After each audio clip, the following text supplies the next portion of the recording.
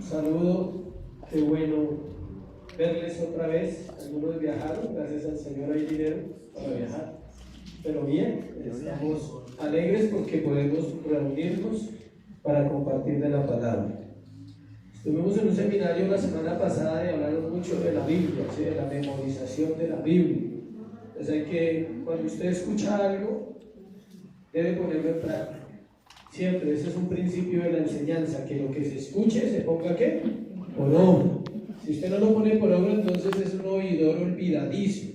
Es un oidor que simplemente oye y olvida, y es difícil recibir beneficios de la Biblia si yo no la conozco. Por eso el Salmo 15 es la tarea para algunos que están en proceso de formación de memorizar. Yo me lo aprendí en una oración. En una mañana de oración me lo aprendí. Oré toda la mañana, varios tiempos de la mañana con ese salmo, y lo viví, y lo pude orar, y lo pude sentir, Dios lo pudo meter en mi corazón. Eso es importante. Bueno, nunca se puede hacer una tarea que usted no haga, acuérdense. Es importante que uno pueda decir a la gente, uno está trabajando en eso, y hay un reto en mi vida, y es aprenderme muchos salmos. Ya me sé hartos, pero quiero aprenderme unos largos de memoria. Es fácil, se aprende de a 6 y los une, como un computador, copy, paste, ¿sí?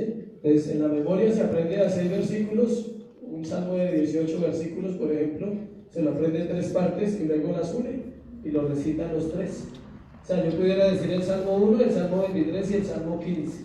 Es igual a decir 18 versículos, porque ya uno los tiene en la memoria. Bueno, entonces vamos a ir a la palabra. Eso no es para los que están en formación, todos deberían memorizar los versículos. ¿Por qué le digo eso? Porque resulta que en momentos de dificultad usted tiene con qué clamar, tiene de dónde pegarse. Porque acuérdense que Dios escucha es que su palabra. Dios no escucha solo nuestra necesidad, porque para eso dejó la Escritura, para que usted viva conforme a Él. Vamos al libro de Marcos, capítulo 14, versículo 43 al 52. Marcos 14, 43 al 52. Nos queda este sermón y creo que otro más de Marcos, o dos, aparte de este, creo. ¿Ya lo tienen? Marcos 14, 43. Antes de leer, para aquellos que nos acompañan, esta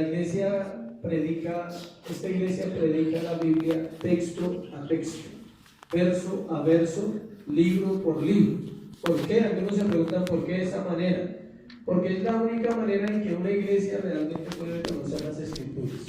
Si yo les predico hoy sobre Isaías 53, y dentro de 8 días les predico sobre 1 de Samuel capítulo 7, y dentro de 20 días les predico sobre Génesis 1, usted puede aprender muchas cosas, pero nunca tendrá claro realmente qué dice cada libro de la Biblia. Entonces, por eso vamos ahí. Ya predicamos Juan, ya predicamos Efesios, vamos a terminar Marcos, y Dios nos sorprenderá el año entrante con qué libro vamos a empezar.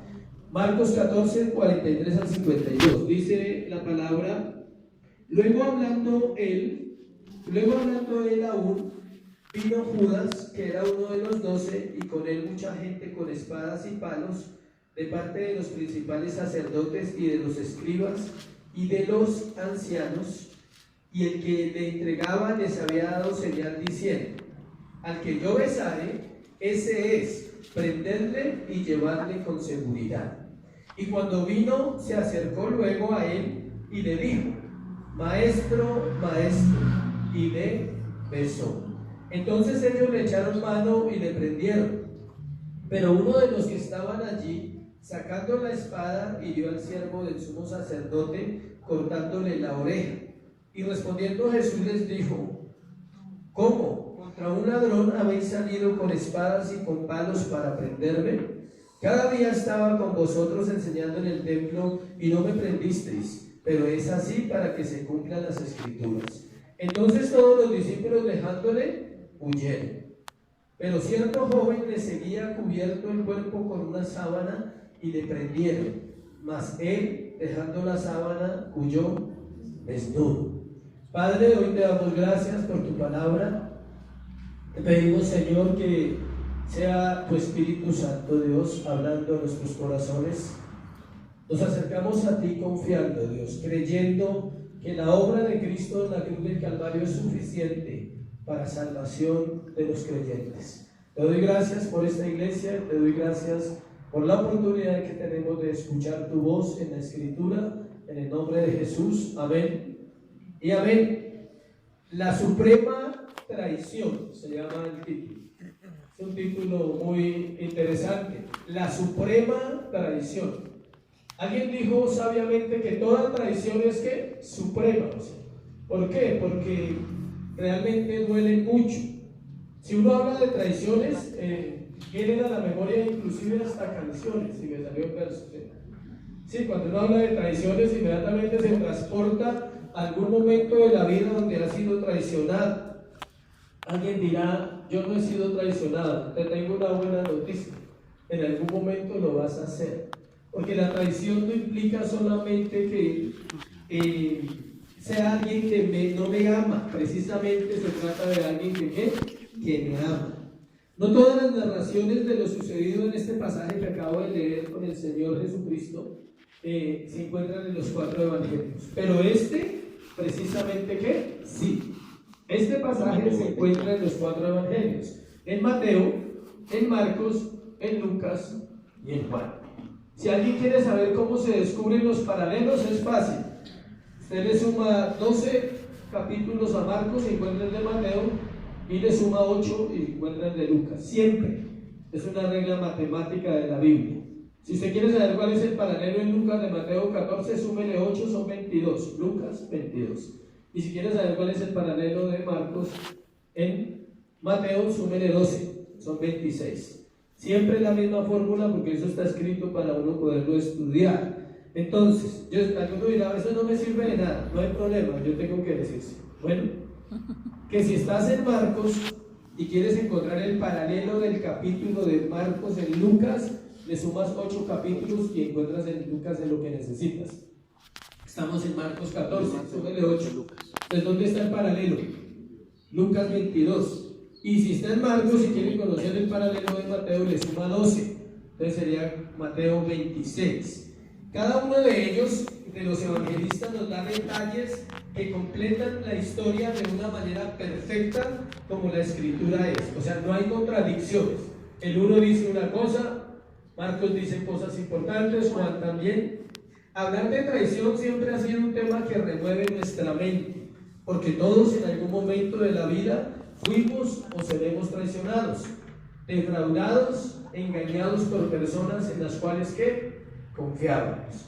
Dentro de la traición está el defraudar, está el herir a otro, está el fallarle a otra persona que yo confiaba en esa persona, bien sea, vamos a empezar por lo más cercano para los casados, ¿quién? La pareja. Para los hijos, los padres, y para los padres también, ¿quién? Los hijos. Ese vínculo es el más cerrado de la vida del ser humano. Ya es diferente si le falló a alguien que usted de pronto no conoce mucho y dice, bueno, menos mal ni lo conocí, ¿sí? De lo que me salvé con ese personaje. Así, por ejemplo, usted dice, uy, menos mal que no llegamos a tener algo, o menos mal que no me di cuenta a tiempo de que esa persona no era lo que parecía que ser. En este caso hablamos de la traición más importante que ha sucedido sobre la historia de la humanidad, porque hace parte del plan de Dios para la salvación de los hombres. Vamos a mirar bien al detalle, como hemos hecho en las semanas anteriores, qué pasó ahí. Tenía que suceder así, porque así estaba escrito. Hay cosas en la vida del ser humano que nosotros no lo entendemos, pero tienen que suceder en nosotros, porque así también están escritas de parte de Dios. Todos los relatos que encontramos en las Escrituras de la vida, la obra, la muerte, la resurrección, la ascensión y la glorificación del Señor Jesucristo pueden ser abordados como una obra de teatro, como una película.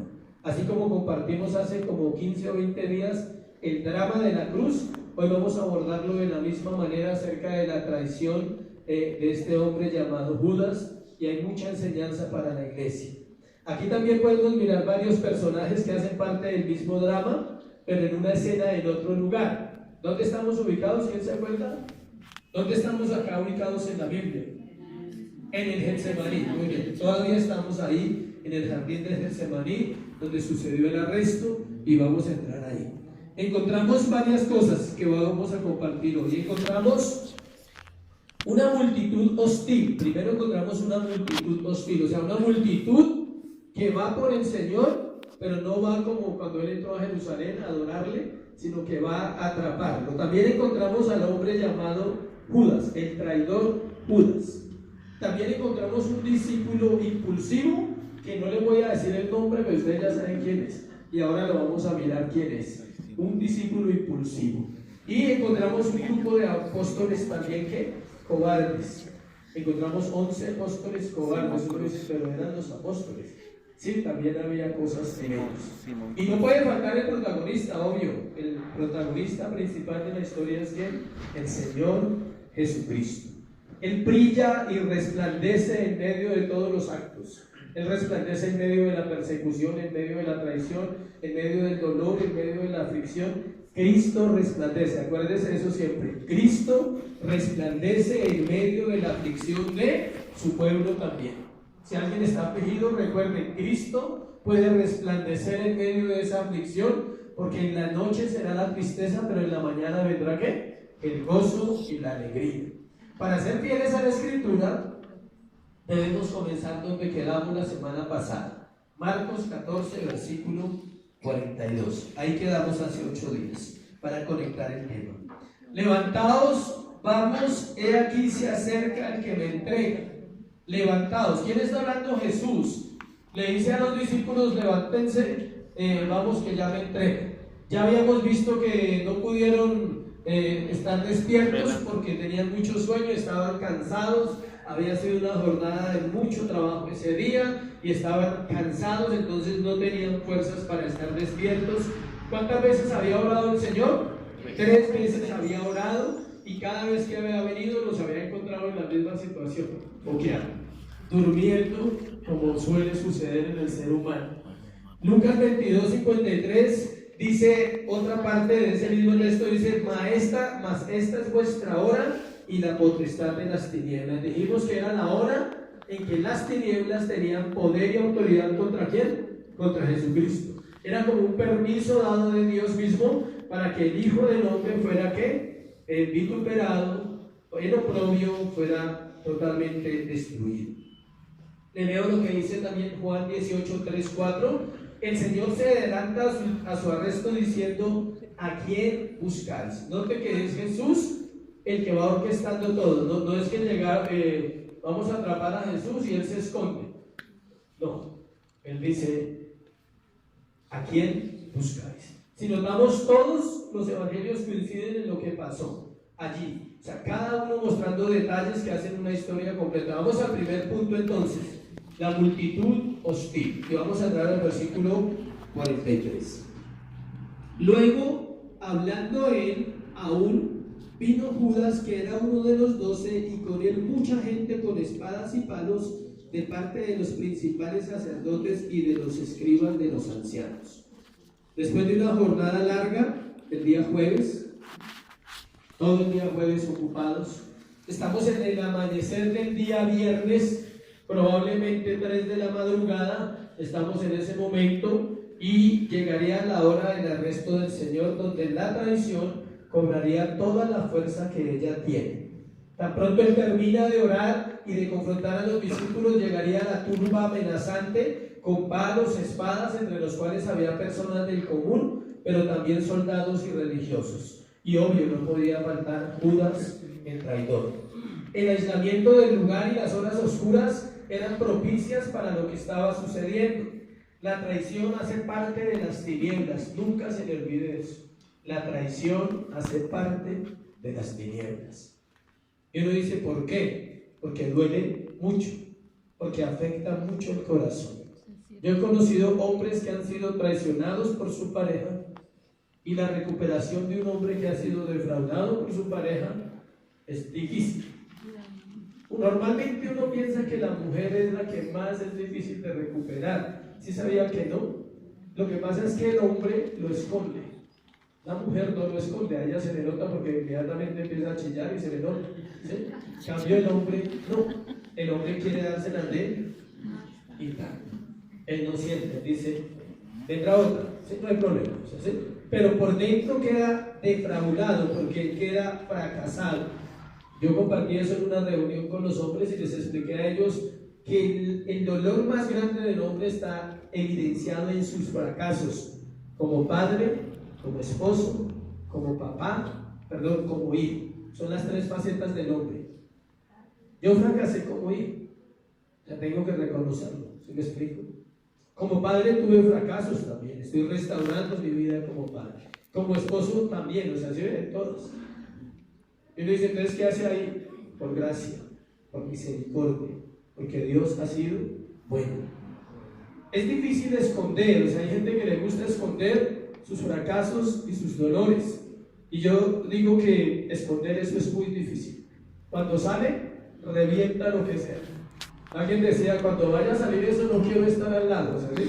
Porque me puede chispear, o sea, me puede afectar todo lo que hay en el corazón de un ser humano cuando ha sido traicionado, cuando ha sido defraudado y su corazón no se ha abierto.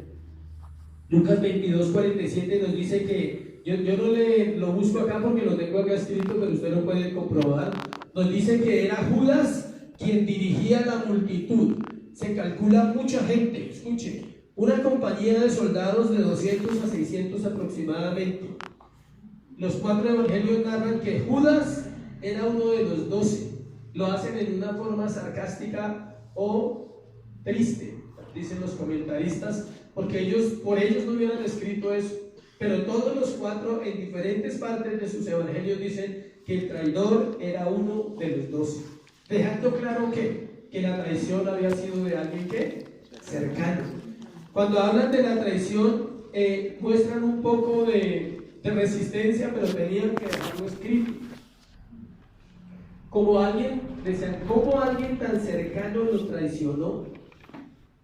¿Y cómo lo traiciona tan vilmente? O sea, sí, porque hay traiciones de traiciones, pero esta traición fue muy vil. Precisamente así es la traición, es vil, es dolorosa, porque viene de personas que consideramos cercanas. De hecho, no solo las consideramos cercanas, escuche, sino que realmente llegaron a serlo. Una cosa es que usted considere a alguien cercano y otra cosa es que realmente haya sido cercano a su corazón. Ahí duele más. Esta multitud estaba controlada por los fariseos, los escribas, los sacerdotes y los ancianos de Israel, que dejaron sus diferencias a un lado y se unieron para dar muerte al Hijo de Dios. No era Judas quien dirigía, él solo entregaba a su Señor. Él no era el director de esa turba, eran los sacerdotes. Alguna vez les compartí que hay personas a las cuales no les caemos bien y no se hablan, pero cuando se encuentran pueden hablarse porque no les caemos bien, ¿sí? Tienen algo en común y somos nosotros, o usted o yo. Así pasó. Los fariseos tenían problemas porque unos eran de una secta y los otros eran de otra secta, pero a la hora de matar a Jesús dejaron las diferencias y que se unieron. Recordemos los motivos por los cuales ellos odiaban a Jesús. Habían sido confrontados con la verdad. La verdad no nos gusta. A nadie le gusta que le digan la verdad. También estaba en riesgo su posición económica, porque eran sacerdotes y engañaban al pueblo. Los robaban a través de los sacrificios de los animales y el dinero que manejaban. ¿Se acuerdan que hablamos de eso? También el Señor desmintió las costumbres y las leyes que ellos habían establecido como la palabra de Dios. Quizá lo que más les molestaba, no solo que los confrontaba a ellos, sino que le abrían los ojos al pueblo. Y eso los iba a afectar no un día, sino de ahí en adelante. Porque el pueblo nunca volvería a tragar ¿qué? Entero. A partir de ahí el pueblo de Dios nunca volvió a ser igual. De hecho, el sistema judío tuvo una crisis en la época después de que muere Jesús y hasta hoy en día no ha podido volver a restaurarse como era en esa antigüedad. ¿Por qué? Porque nació el Evangelio, porque vino el cristianismo y el cristianismo cobró fuerza y acabó mucho del sistema judío. El pueblo ya no les creía, por lo que las palabras que escucharon de Jesús se transmitieron de generación en generación y muchos lograron salir del engaño. Segundo, vamos a ver el traidor hipócrita. Ya vimos la multitud hostil. ¿Suena feo esa frase? Pero es que un traidor es hipócrita, no puedo decirlo de otra manera. Versículo 44 al 46. Y el que le entregaba les había dado señal diciendo: al que yo besare, ese es. Reprenderle y llevarle con seguridad. Ahora ocupémonos del hombre llamado Judas, el traidor. Debido a que el Señor era igual a los demás, escuche esto tan importante.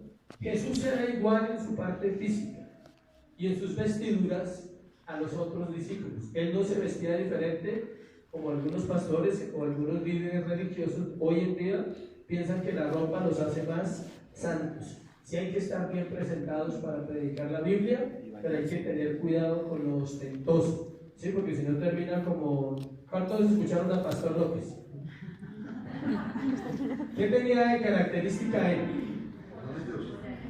Todos los anillos, todo eso. Y hay pastores que se presentan así. ¿Sí me explico? Entonces uno dice, ¿será pastor o será discípulo del Pastor López? ¿Sí? Porque no se necesita, ¿listo? La riqueza, no estoy diciendo un voto de pobreza, nunca. Estoy hablando del equilibrio. Entonces la parte física del Señor Jesús era idéntica a los otros hombres judíos. Sus vestiduras igual, con túnica, con sandalias, como la época. Entonces tenía que haber una señal, escuche, para poderlo identificar. ¿Cuál era la señal? El beso. Ahí lo dice claramente el Evangelio de Marcos. Y el que le entregaba les había dado señal diciendo: al que yo besare, ese es. No era cualquier cosa, era importantísimo ese beso. ¿Cuántos saben que los besos son importantes? Amén. Ninguno. Uy, qué iglesia tan amorosa. ¿Por qué había hecho eso? Es la pregunta. Porque debido a la oscuridad y el lugar era fácil confundir a Jesús con cualquier otro hombre. No había nada externo que mostrara lo divino y lo santo que él era. No había nada externo, escuche, que mostrara lo santo y lo divino que él era. ¿Por qué? Por la idolatría de los hombres. Acuérdense. Por eso ningún cuadro puede reflejar su belleza y su hermosura. Por eso no dejaron fotos y no había nada. Imagínense donde estuviera la ropa que usó. Cómo la gente hace idolatría de las zapatillas de un futbolista, cómo lo haría con algo de Cristo. O sea, sería impresionante. Y aún la gente idolatra cosas que nunca son reales. De lo que dicen que hubo de esa época no hay absolutamente nada. Había varias clases de besos, escuchen, en la cultura judía: en los pies, en las manos, en el borde de la ropa, y estaba el que usó Judas, que fue ¿dónde? En la mejilla. Todo esto era una cultura. Si alguien dice, pastor, ¿cómo hago para entender la Biblia? Tiene que estudiar la cultura y traspasarlo de allá hasta acá. Dice, esas varias clases de besos denotaban diferentes tipos de relación con la persona. ¿Se acuerdan que una mujer besó los pies de Jesús y los enjugó con su cabello? ¿Llamada qué? María. ¿Sí ves? Un beso, son besos muy diferentes. Esa era la adoración. El beso de la mano era la honra, era el respeto, como cuando saludan a una dama o cuando saludaban a alguien muy importante. El beso de la mejilla, escuche, esto dejó al descubierto las despreciables profundidades de la hipocresía y la traición. Este beso dejó al descubierto las despreciables profundidades de la hipocresía y la traición. Marcos, versículo 45 nos dice: cuando vino se acercó luego a él y le dijo: maestro, maestro, y le besó. Lucas 22, 47, 48 dice que antes que el Señor, antes de que él lo besara, el Señor le dijo: Judas, con un beso entregas al Hijo del Hombre. Si ven que Lucas, cada uno nos da un detalle muy chévere de la historia. Lucas nos dice que antes del beso, cosa que no dice Marcos, el Señor le dijo a Judas: Judas, con un beso entregas al Hijo del Hombre. La palabra griega que significa le besó es un verbo intensificado que significa mostrar afecto continuo o besar con fervor. lo cual nos indica que el beso fue largo para que lo pudieran identificar. No fue un pico, fue un beso largo en la mejilla, como el beso de una pareja, muy íntimo. ¿Sí? Usted le puede dar un beso a su esposa en la mejilla largo, no le puede dar un beso al otro que saluda largo, ¿o sí? ¿No? Cuando uno saluda a alguien que besa en la mejilla, ¿cómo lo hace? Hola, y ya, es algo rapidito. A la esposa se le puede dar un beso más largo en la mejilla, por afecto, por cariño, por intimidad. Así fue el beso de Judas con Jesús, un beso largo. ¿Por qué? Porque él quería estar seguro que todos lo reconocieran. Él quería estar seguro de que no era otro hombre, y los fariseos también le habían dicho: no se vaya a equivocar, tiene que ser porque no podemos fallar en atrapar a otro hombre. Versículo 46. Entonces ellos le echaron mano y le prendieron. Juan 18:12 dice que atándole para escoltarlo de regreso a Jerusalén. Marcos no nos dice que lo amarraron. Lo cogieron, lo prendieron, lo amarraron y lo llevaron a Jerusalén. Jesús nunca opuso resistencia, siguió confiando en el cuidado providencial del Padre. Marcos no nos dice qué pasó con Judas. Ahí está el pasaje, no dice nada qué hizo el hombre Judas, pero Mateo sí nos dice. Mateo nos dice que se fue a devolver las 30 monedas, Mateo 27:3-5, y que no se las recibieron, y luego fue, ¿y qué? Se ahorcó. Pero el libro de Hechos, capítulo 1, versículo 18-19, nos da más detalles. Añade que la cuerda en la que se ahorcó se rompió y su cuerpo al caer se reventó contra las rocas que habían abajo. Donde Mateo nos dice que Judas entregó a Jesús y se fue a devolver las monedas, no se las reciben, entonces va y ¿qué? Se ahorca. Y Hechos nos narra otro poquito de historia y dice que no solo se ahorcó, sino que cuando ya estaba ahorcado, la cuerda se rompió y su cuerpo se rompió, cayó y sus entrañas se salieron. Eso es lo que le pasó a Judas. La gente cree, no, pero eso está en la Biblia, por eso le estoy dando las citas. Ahí está claritico lo que le pasó a él. Lo cual nos muestra no solo la muerte de Judas, sino el ingreso a una eternidad sin Dios. Todo aquel que pisotea al Hijo de Dios y se rebela contra él, lo lleva a una vida de pecado.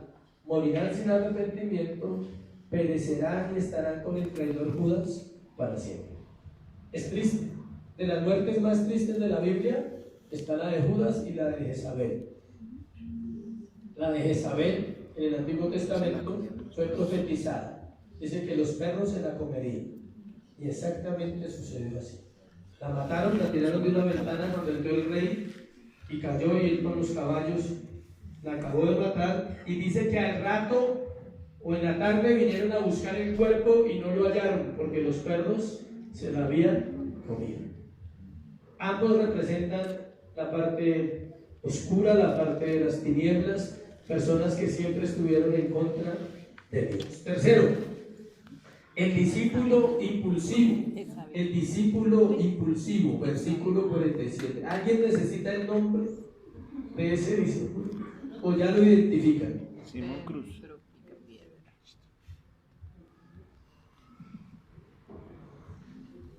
A pesar de ser un discípulo impulsivo, todas las iglesias anhelaríamos un Pedro, un verdadero Pedro, un hombre que se dejó formar, dejó que su carácter fuera quebrantado. Para poder escribir las dos cartas de Pedro tuvo que narrar, prácticamente usted lee la vida de Pedro en los dos libros, y si usted es detallista nota que él está claro en su vivencia con Jesús cuando lo niega, en su pecado, porque él habla de la santidad y habla de las pruebas. Es el hombre que habla y dice: no os sorprendáis por la prueba de fuego que os ha sobrevenido, sino gozaos porque sois participantes de los vituperios de Cristo. Es el hombre que muere crucificado de cabeza porque no quiere morir como su Señor. Entonces acá lo vamos a mirar como el discípulo impulsivo. En el momento del arresto hubo conmoción, claro, y la reacción del discípulo impulsivo fue sacar la espada Una vez más encontramos la reacción de alguien que no sabía lo que estaba pasando. Eso nos da enseñanza para nuestra vida. Escuche esto para nuestra vida práctica y diaria. La vida del ser humano está basada en reacciones.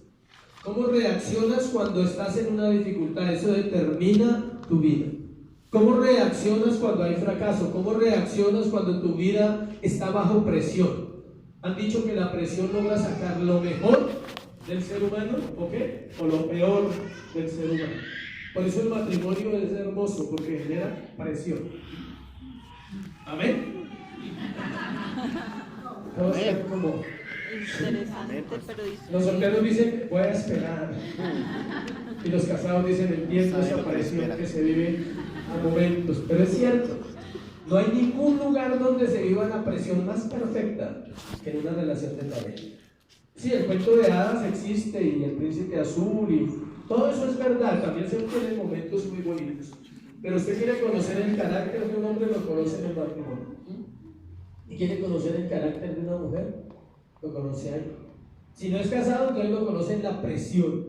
El momento en que pierde un trabajo, en el momento en que pierde un dinero, en el momento en que falla, en el momento en que un ser querido muere, en el momento en que el fracaso visita tu vida, ahí se conoce de qué estamos hechos. Mientras no hayan esas situaciones, todo el mundo vive feliz y contento y no hay nada que hacer. La vida que queremos vivir depende mucho de las reacciones que tenemos al enfrentar diferentes situaciones de la vida. Escuche, la reacción que usted tenga en un momento de presión determina lo que usted va a vivir más adelante, o le determina devolverse un poquito de su carácter y seguir trabajando. Señor, todavía me falta. Creo que a Pedro le faltaba algo.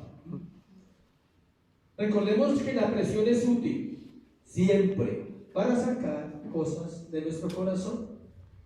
En el paralelo de Lucas 22:49 nos dice que los discípulos preguntaron: Señor, ¿heriremos a espada?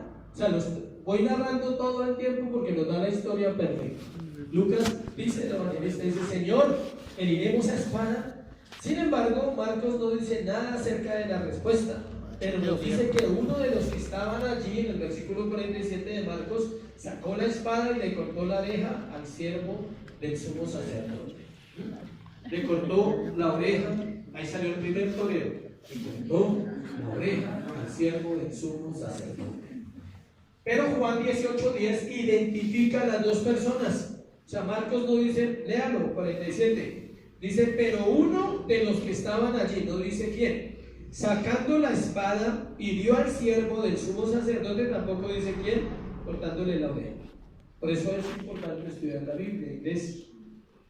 Juan 18:10 dice que identifica a las dos personas, que el que hirió y el que fue herido. ¿Quién fue el que hirió? Pedro. ¿Y quién fue el herido? Malco. No Marco, sino Malco. Bueno, aclaro. Malco, con L. Malco. Era un sirviente del sumo sacerdote. Lucas 22:38 nos dice que ellos llevaban dos espadas. O sea, sí llevaban espadas. ¿Sí? Si usted lee Lucas 22, dice que los discípulos llevaban dos espadas. En todo caso andaban armados. ¿Sí? Todavía no han sido restaurados totalmente. Sí, cuando usted ya es restaurado, ya no han armado. Escuche esto. Había dos tipos de espada en Roma en ese momento.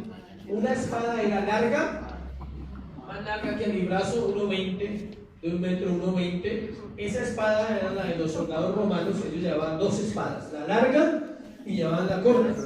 O sea, la corta era un puñal largo, como más o menos el codo de uno, y la otra era de 1,20. Las dos espaditas eran dos espadas pequeñas.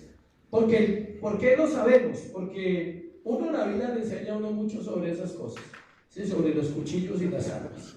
Y Pedro no tenía una espada larga, y eso lo podemos mostrar en la escritura por la forma de herida, porque él reaccionó inmediato. O sea, parece que en el momento en que lo cogen, él saca y le corta la oreja. Era corta la espada, era un puñal larguito, pero tenía buen filo, le quitó totalmente la oreja.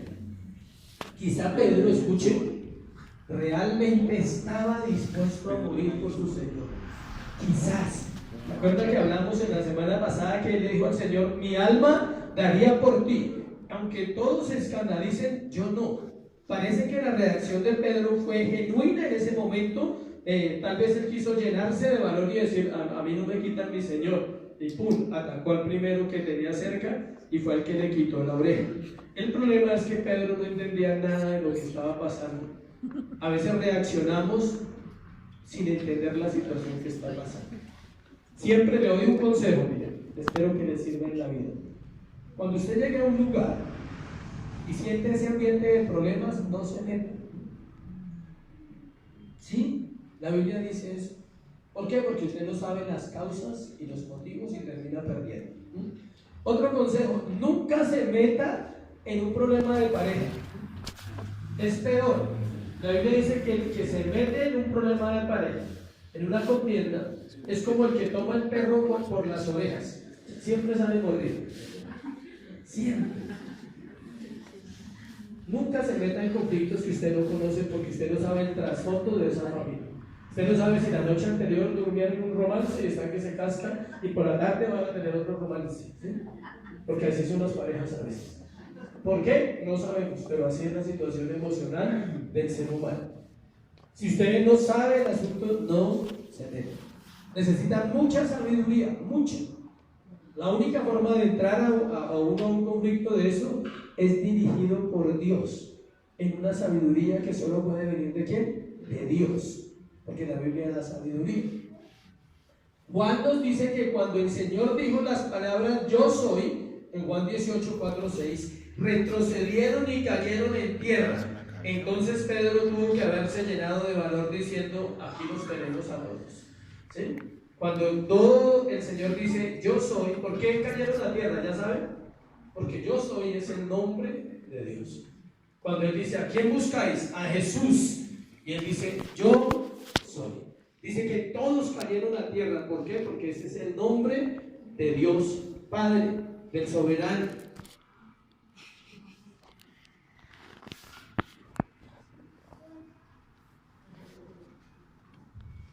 Pero es el Señor mismo quien le da la orden diciendo basta y dejad.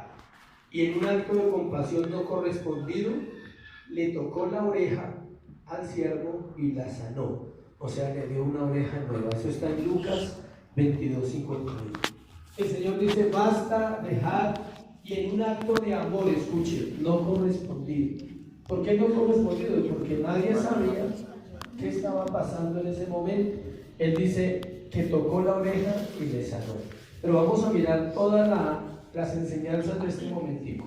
El Señor le dio a Pedro 3 razones, escuche, para no usar la espada. Sí, porque uno dice, ¿y a mí qué me sirve saber que le quitaron la oreja al muchacho y le pusieron la oreja otra vez al muchacho? ¿De qué me sirve saber eso? Escuche.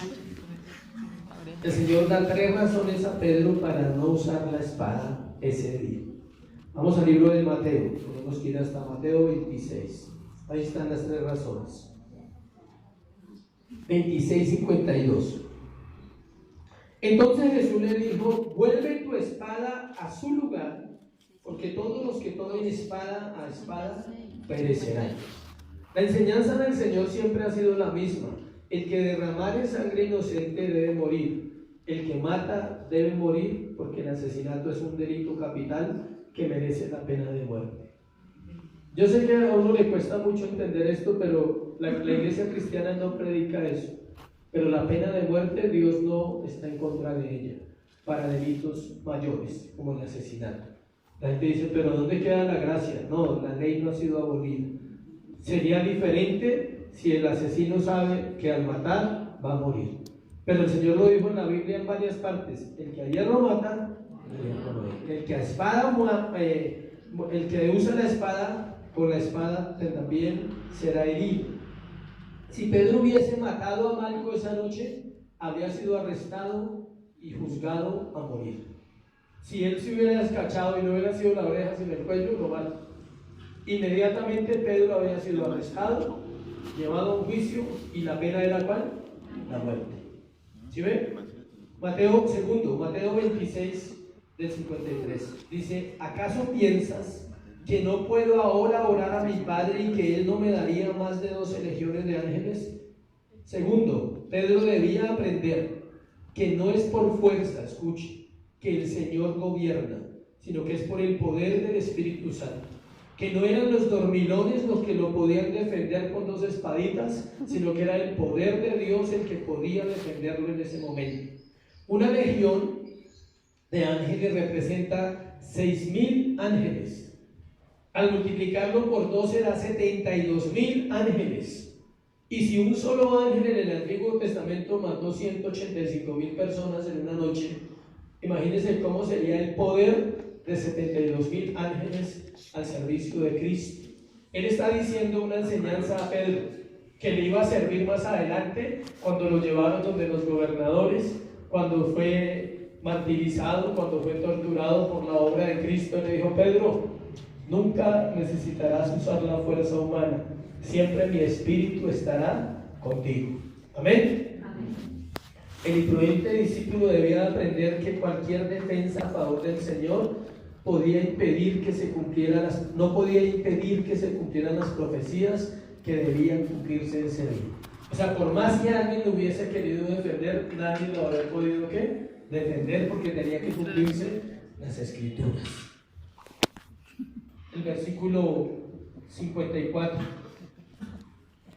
¿Cómo entonces se cumplirán las Escrituras de que es necesario que así sea? Esa es la tercera enseñanza para Pedro. Le dice: Pedro, la Biblia siempre se cumplirá. Y es la mensaje para ti hoy: la Biblia siempre se cumplirá. ¿Tienes dudas? La Biblia siempre se cumplirá. No se cumplirá a la manera del creyente, gracias a Dios. Se cumplirá a la manera de ¿quién? De Dios. Cuarto punto, volvamos a Marcos: el Cristo glorioso. Versículo 48 y versículo 49. Respondiendo Jesús les dijo: ¿Cómo? ¿Contra un ladrón habéis salido con espadas y con palos para prenderme?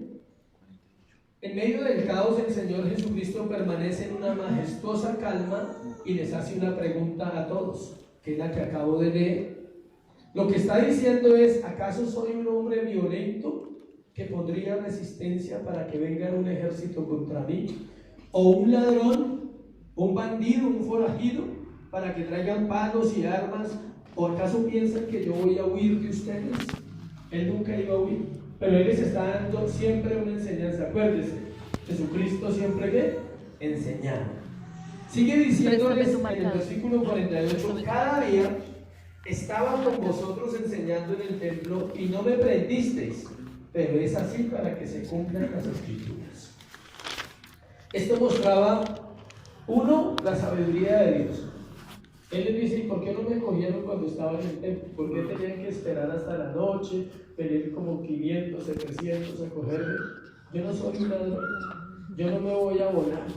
Él no lo atraparon, entienda eso.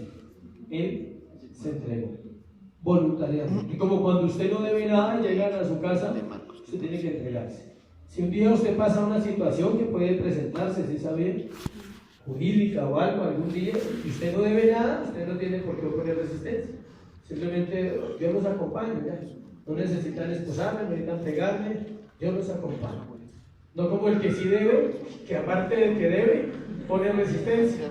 Se lo dice a alguien que sabe muy bien esa situación. Bueno, esto mostraba la hipocresía, cobardía y falsedad de los que participaron en su arresto y en su futura muerte.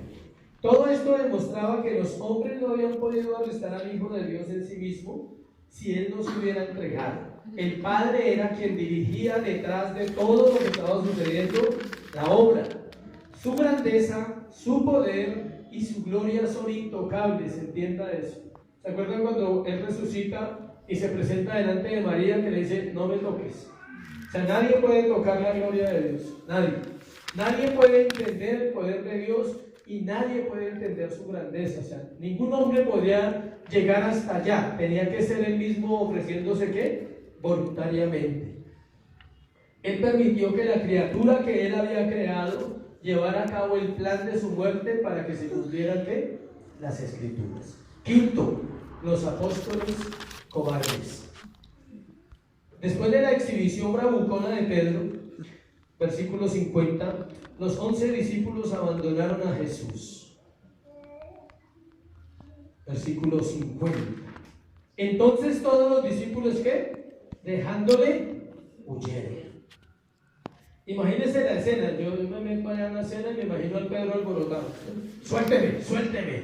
Así como cuando alguien se está bravo y que va a pelear con alguien, dice, suélteme, suélteme que yo lo acabo. O sea, y los otros no hicieron nada. Pedro al menos reaccionó de una manera y se lo llevaron o huyó, pero los 11 discípulos, los otros 10 discípulos, dice ahí, entonces todos los discípulos dejándole, huyeron. La Biblia no dice cómo huyeron. Al darse cuenta que el Señor no se oponía al arresto, ellos sabían que también iban a ser arrestados esa noche y fue cuando todos emprendieron la huida. ¿Cómo? No lo sabemos. Recordemos que al llegar el lugar era un campo y que era la madrugada oscura, entonces sería fácil huir. Cada uno cogió por su lado y nunca más se volvió a saber de ellos, por lo menos esa noche. A partir de ese momento el Señor estaría solo, enfrentando su propósito, pero en su corazón había gozo, porque todo esto estaba saliendo muy bien, estaba perfectamente planeado desde antes de la fundación del mundo. A veces uno no mira esos detalles de la Escritura que son los que pueden ministrar un corazón, el gozo de él, la alegría de decir perfecto, como estaba escrito, huyeron. Y uno se ponía bravo cuando lo abandona, ¿no? El Señor no, él sabía, él decía perfecto, así tenía que ser. Y él recordaba todas las Escrituras. En el Antiguo Testamento ellas hablan de eso. Dice, heriré al pastor y las ovejas serán ¿qué? Dispersadas. Me imagino todos los textos que venían a la mente de Cristo en ese momento diciendo, se va cumpliendo la Escritura perfectamente, ninguno se podía quedar. Judas me entregó, me cogieron los que me tenían que coger, huyeron los que tenían que huir y todo sigue perfecto. Y ya sabía para dónde iba, para la cruz. Su corazón ya había pasado la etapa difícil que era la de hace 8 días, la copa que debe beberla en Getsemaní. Ya su corazón estaba tranquilo porque él sabía que estaba haciendo la voluntad del Padre. Escuche esto. La evidencia de un corazón tranquilo es esta. Por eso el Salmo 15. Jehová, ¿quién habitará en tu tabernáculo? ¿Quién morará en tu monte santo? Dice el que anda en integridad y el que hace justicia y el que habla verdad en su corazón. Note bien los textos. Habla verdad en su corazón, no dice en su boca. Si usted no habla verdad en su corazón, en su boca menos. El que habla verdad en su corazón, el que no calumnia con su lengua, ni hace mal a su prójimo, el que no admite, ¿qué dice? Reproche alguno contra su vecino. Dice, aquel a cuyos ojos el vil es menospreciado. ¿Qué más dice ahí? Pero honra a los que temen a Jehová. El que aún, escuche, jurando el daño suyo, no por eso cambia. El que no dio su dinero a usura y el que no, y contra el inocente no admitió cohecho. El que más me gusta es el último versículo, la última frasecita que dice, el que hace tales cosas no resbalará jamás. Eso es un corazón íntegro a la luz de las Escrituras. Y eso es lo que era Cristo. El Salmo 15 lo podía vivir ¿quién? Cristo. Él lo vivió ahí. Él lo vive en ese momento. Él no admite reproches, ¿sí ven? Él no admite que le corten la oreja a Malco a pesar de que Malco lo está atrapando. Él no admite que Pedro se levante contra Malco.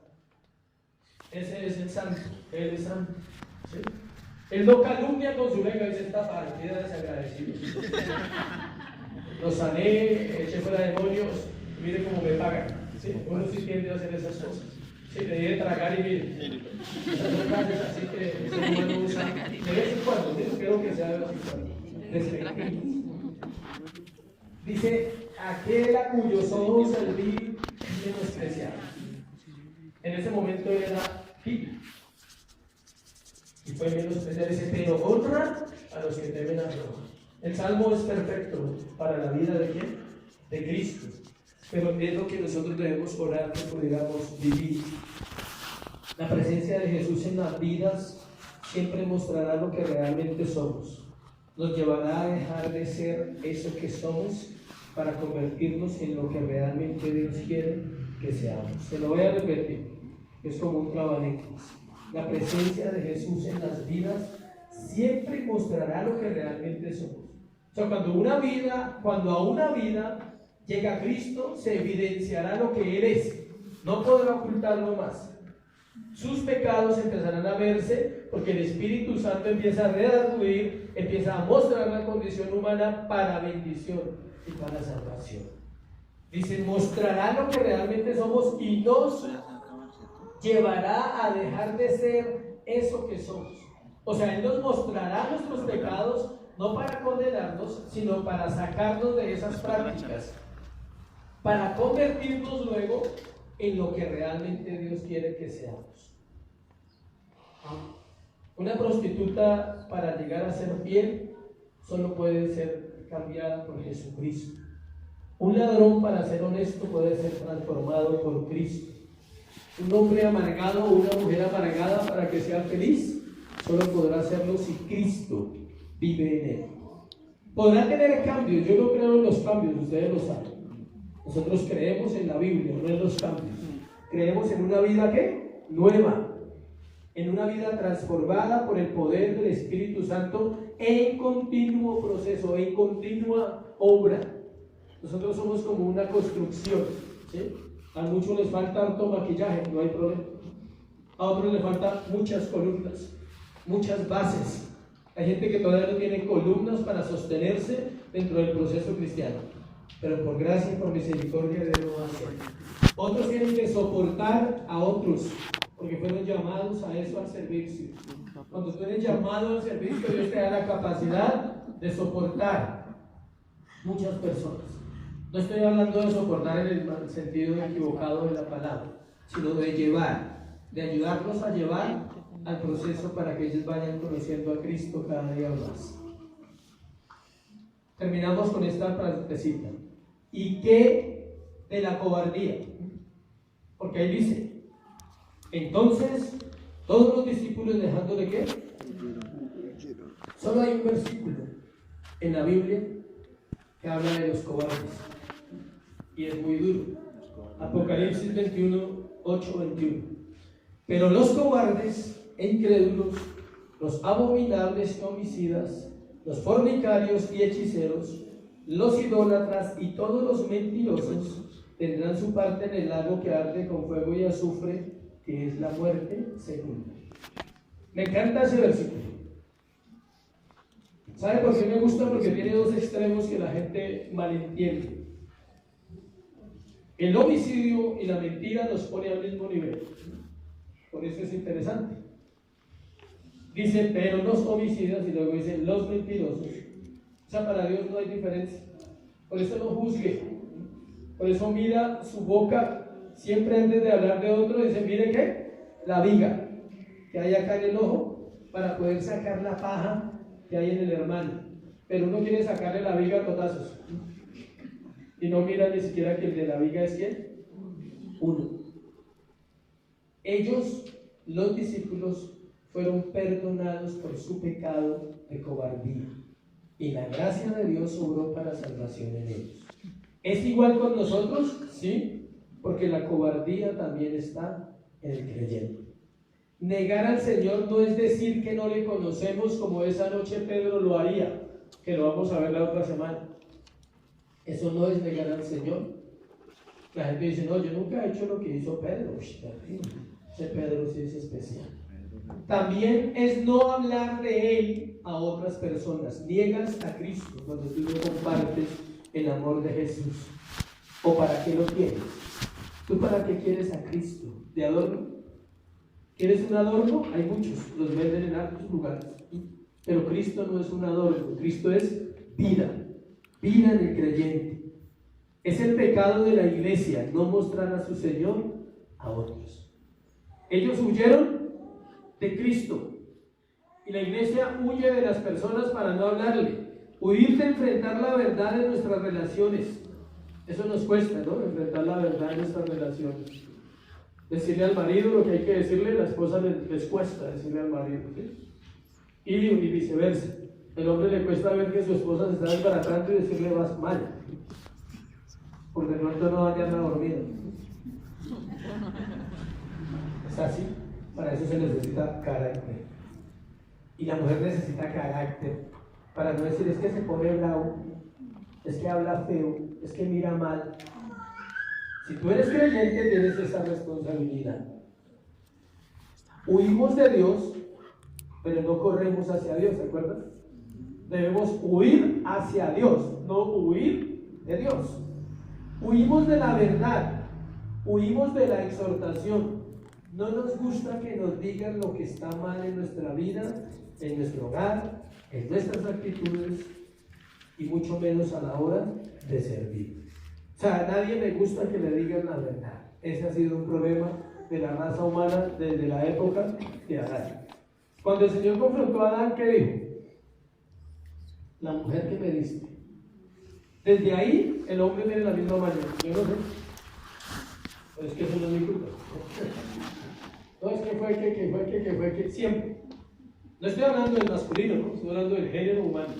Porque yo sé que Mateo dice, claro, eso fue Adán, menos mal que fue Adán. No, el ser humano tiene esa tendencia a nunca enfrentar y decir, voy a enfrentar esta situación. En el hogar se ve mucho, en los padres, con los hijos, en la pareja, en todas esas situaciones. Si hablamos de las finanzas, ni hablar. A nadie le gusta que le digan que tiene batallas en esa área porque no es fiel a Dios. Que muchos batallan porque no son fieles a su Señor en la vida financiera. O porque simplemente hay un desorden en la administración. Y hasta que usted no reconozca un desorden administrativo, no tendrá un orden administrativo. Eso es así. No necesitan leer la Biblia, hay otros libros también. Pero la Biblia es clara de que Dios hizo todo ¿en qué? En orden. Llegamos al final, vamos a orar, pero antes vamos a participar de la cena para que me ayuden por favor y al final hacemos la oración. Vamos a darle gracias a Dios por este tema. Dentro de 8 días vamos a hablar de la negación de Pedro, espectacular. Pónganse sobre sus pies y mientras reparten, le leo 1 Corintios 11, 23.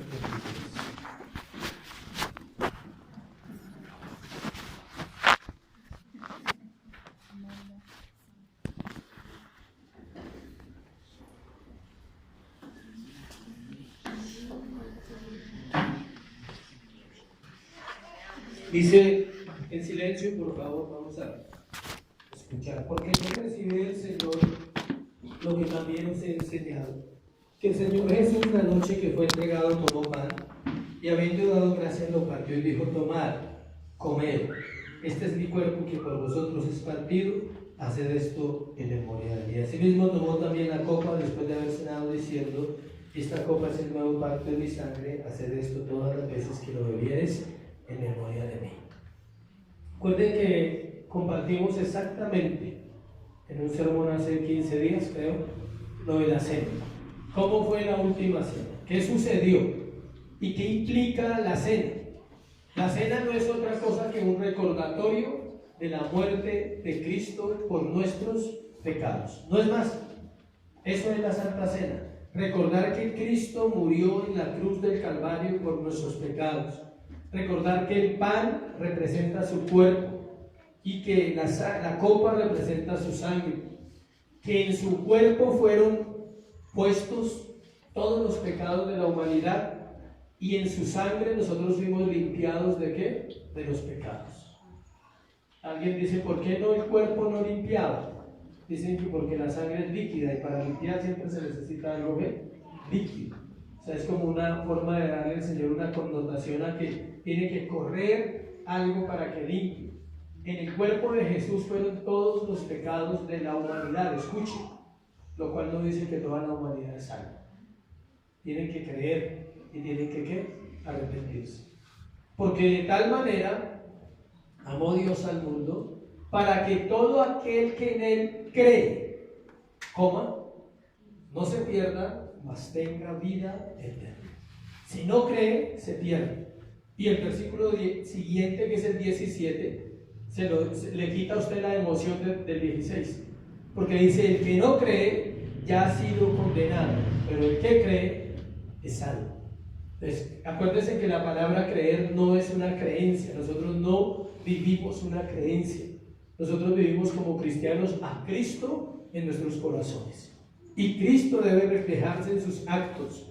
Cristo está llamando todos los días a la iglesia a una vida en santidad, a abandonar el pecado, a abandonar lo que me impide una relación correcta con Él. Por eso el apóstol Pablo dice, de manera que cualquiera que comiere este pan o bebiere esta copa del Señor indignamente, será culpado del cuerpo y de la sangre del Señor. ¿Qué es indigno? El pecado. ¿Y entonces qué hago? Arrepiéntase. No es no comer, acuérdense. Hablamos siempre que la solución para tomar la cena no es no tomarla porque estoy en pecado, al contrario, es reconocer que Cristo es valioso, que es tan importante para mi vida que yo prefiero dejar el pecado y compartir con Jesús. Si la persona se le enseña de la manera contraria, quizás nunca salga de su pecado, porque dice, no, me siento culpable y condenado, mejor no tomo la cena, pero sí sigo pecando. ¿Sí ven? No se trata de eso, la enseñanza es contraria. Se puede participar, cualquier persona puede participar bajo la conciencia de que si vive en pecado, tiene que arrepentirse, debe arrepentirse. La gente dice, ¿cómo uno se arrepiente? Sí, porque yo sé que hay gente que dice, pero el pastor dice que uno debe y tiene y tal. ¿Y cómo se arrepiente? Escuche, el arrepentimiento es un don. Está escrito así en la Biblia, dice, el don, búsquelo y verá, dice, el don del arrepentimiento. ¿Quién da los dones? Dios. Señor, permite en mi corazón, o sea, permíteme tener ese verdadero arrepentimiento. ¿Qué es el arrepentimiento? Ir por un camino y devolverse y empezar otro camino y sentir dolor profundo por haber fallado a Dios. Eso es el arrepentimiento. Un cambio de mentalidad, es decir, yo no puedo vivir más así. He vivido más los últimos 40 y tengo 40. Sí.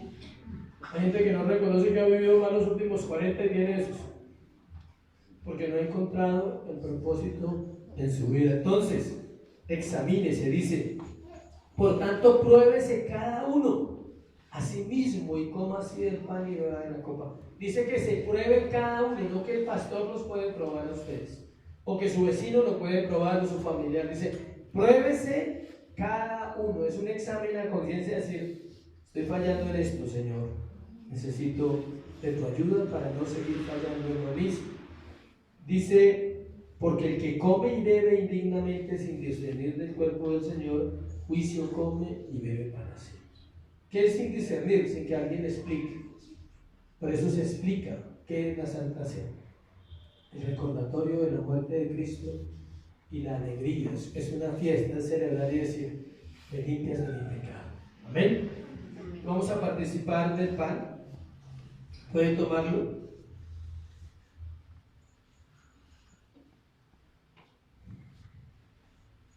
Mientras participas, recuerda la obra de la cruz de Jesús. Allí llevó nuestro pecado.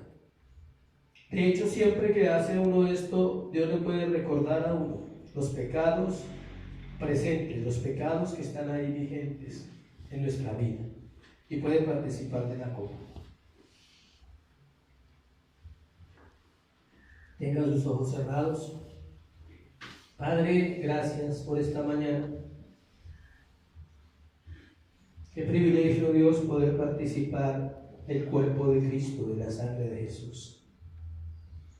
Saber que tenemos entrada a la gracia por esa sangre. Saber que cualquiera de nosotros esta mañana solamente puede decirte, perdóname, limpia mis pecados, Señor.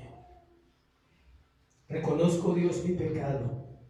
Es continuo, está siempre en mi corazón.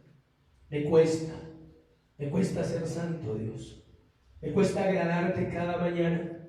Me cuesta agradarte una semana o un mes, no alcanzo a tanto. Pero quiero hacerlo cada día que vivo. Pero quiero hacerlo porque tú así lo pides, así lo demandas, Señor. Guarda mi corazón de la traición a Cristo, de traicionar lo que escucho, de solo llenarme de información y no vivir una vida conforme a la palabra. Guárdame, Dios, de cada semana escuchar un sermón y no aplicarlo al ir a casa, al ir a mi trabajo, al ir a la empresa, al ir a la universidad, Dios. Despierta tu iglesia, Señor, a una vida diaria, a una vida constante en comunión. Una iglesia que pueda habitar en ti, Jesús. Una iglesia que pueda andar en integridad, hacer justicia y hablar verdad. Eso dice tu palabra, que es lo que tú pides de un creyente. Te doy gracias por tu palabra esta mañana y te pido bendícenos, Dios, como congregación. Oro por la necesidad de tu pueblo. Te pido suple sus necesidades. Quizás tu necesidad hoy es ser perdonado. Suple esa necesidad, Señor. Ser perdonado realmente, quitada la culpa, dice la Biblia. Si hay una necesidad de salud, Señor, oro por los enfermos y te pido sánalos en el nombre de Jesús. Trae sanidad a tu pueblo en esta hora. Por el poder del Espíritu de Dios, trae sanidad sobre los cuerpos que estén enfermos, Señor. Y te pido que traigas provisión, traigas bendición económica a sus vidas también, para que puedan cumplir con sus compromisos mientras estamos en esta tierra. Te doy gracias, Señor, en el nombre de Jesús. Amén y amén. Dios les bendiga, Dios les guarde. Démosle un aplauso a Jesús. Si es para Él, la fuerte.